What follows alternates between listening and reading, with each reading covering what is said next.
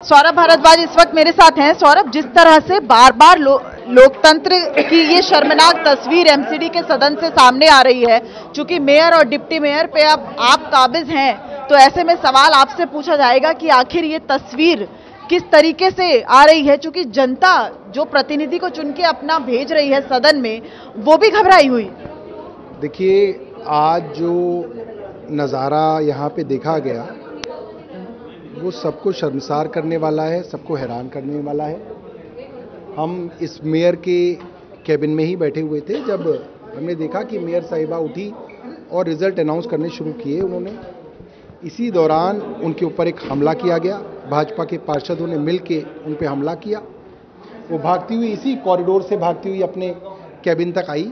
हम लोग उनके कैबिन में थे, उनके पीछे पीछे सिविल डिफेंस वॉलंटियर्स थी, लेडीज़, सब किसी तरीके से जान बचाती हुई, दौड़ती हुई, हाँफती हुई आई और उन्होंने कहा भैया दरवाज़ा बंद करो, दरवाज़ा बंद करो। हमने वो दरवाज़ा बंद किया, उनको दूसरे कमरे में ले गए, वहाँ पे हमने दरवाज़ा बंद किया और वो लोग किसी तरीके से जान बचा के आए।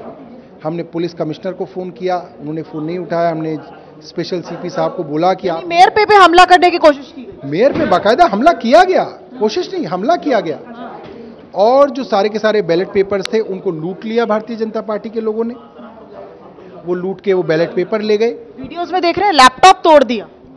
देखिए, हर वो सबूत जो इस इलेक्शन के रिजल्ट को डिक्लेयर कर सकता था, वो सारा सबूत जो है भारतीय जनता पार्टी ने ध्वस्त किया ताकि किसी तरीके से ये इलेक्शन खारिज हो जाए, क्योंकि वो इलेक्शन हार रहे थे। लेकिन दोनों तरफ से मारपीट हो रही थी। आम आदमी पार्टी के पार्षद भी घायल हुए हैं, महिलाओं की अस्मिता को ठेस पहुंचाने की कोशिश की गई है। मैंने वो स्कार्फ वाला वीडियो देखा है, मैं खुद एक महिला हूं, मुझे सिहरन हो रही थी वो वीडियो देख के कि कैसे एक पुरुष पार्षद महिला के स्कार्फ को खींच रहा है। देखिए, वो पार्षद मेरे ही इलाके की है, चितरंजन पार्क से आशु ठाकुर हैं।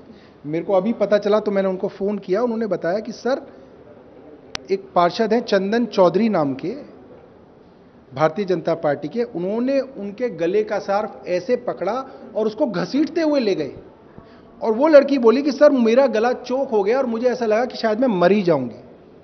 तो क्या आप किसी को मार डालेंगे? मैं सुन रहा था भारतीय जनता पार्टी के प्रवक्ता कह रहे थे हरीश खुराना कि मेयर अनकॉन्स्टिट्यूशनल काम कर रही थी इसलिए हमने हमला किया। अरे भाई, आप क्या बात कर रहे हैं हरीश खुराना जी?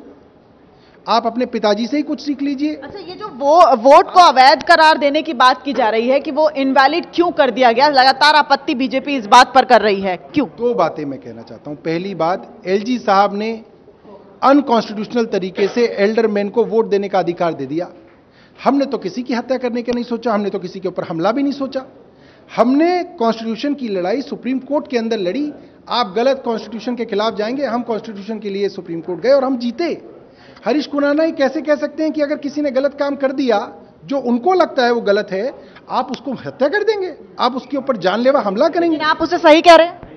बिल्कुल सही है। अब मैं आपको बताता हूं, आप किसी भी कॉन्स्टिट्यूशन के ज्ञाता से इस बारे में पूछ लीजिएगा। प्रेफरेंशियल वोटिंग के अंदर आप देते हैं प्रेफरेंस 1, प्रेफरेंस 2, प्रेफरेंस 3, प्रेफरेंस 4। एक बैलेट पेपर है जिसके ऊपर लिखा है प्रेफरेंस 1, एक को दे दी, प्रेफरेंस 2 दूसरे को दे दी, तीसरे को फिर से आपने प्रेफरेंस 2 दे दी। आप कैसे कर सकते हैं? 1 2 2। अगर कोई आदमी बैलेट पेपर पे लिख देगा, आप किसी से भी पूछ लीजिएगा कि वो वोट इनवैलिड होगा। अच्छा, अब आगे क्या? अब देखिए कि मेयर किसी तरीके से जान बचा के पहुंची हैं। अब वो हाउस में दोबारा गई हैं, जो अपना निर्णय उनको ठीक लगेगा वो देंगी।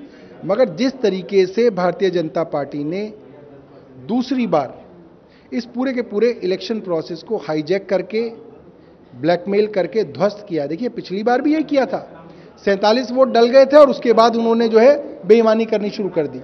आज पूरा प्रोसीजर हो चुका था और हमला करके बेईमानी की है। मुझे नहीं लगता कि ये प्रोसेस कभी पूरा हो पाएगा। मेयर साहिबा जो है वो अपने हिसाब से इसके ऊपर जो है अपना निर्णय देंगी। बिल्कुल, ये तस्वीर आज की नहीं है, इससे पहले भी एमसीडी के सदन से इस तरह की तस्वीर सामने आई जिसमें हाथापाई हुई, लात घूसे चले। और आज स्टैंडिंग कमेटी के 6 सदस्यों का चुनाव तो शांतिपूर्ण हुआ, लेकिन जब काउंटिंग की बारी आई तो एक बार फिर हाथापाई हुई और पार्षदों को बहुत ज्यादा चोटें भी लगी। कैमरामैन दीपक दुबे के साथ दिव्या अग्रवाल, दिल्ली न्यूज़ 24। नमस्कार, मैं हूं मानक गुप्ता।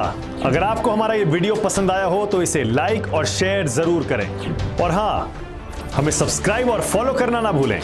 ताकि आप देश और दुनिया की कोई खबर मिस ना करें। तो जुड़े रहिए हमारे साथ और देखते रहिए न्यूज़ 24।